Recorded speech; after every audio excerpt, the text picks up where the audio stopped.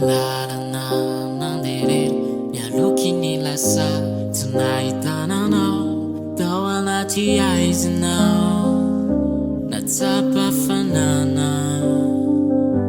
ianao no hazavana namiratra ny lalana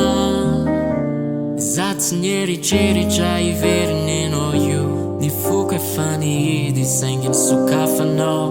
ny tenako very manontany tena hoe inona no atao mba hananako anao mbola otia indray vera tsy ho ianao ny nofiko ny fanahiko mbola ny aminao very anaty aizina fa iano no nanilo ilay nofiko tarafinao anlay jiro feno hazavana feno hatsarana feno fitiavana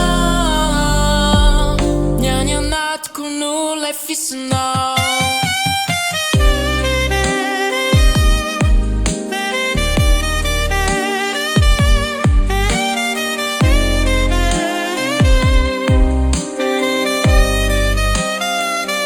isan'andro miarakeny tsapako lay tsiky na fiainana tsotra mameno ny any anaty matsaro ireo taloha tsy nisy nanohitra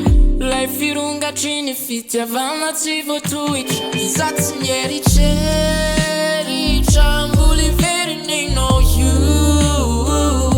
nifoko efa nihidy saingy nisokafanao lay tenako very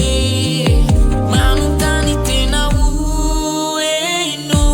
inona no atao mba hananako anao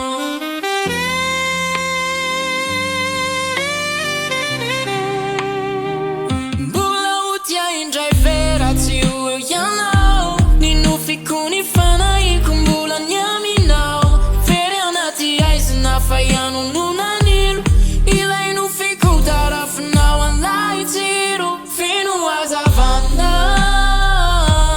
feno hatsarana feno fitiavana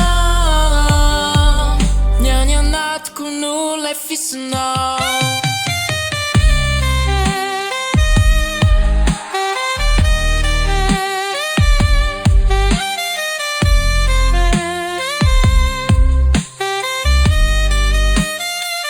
feno hazavana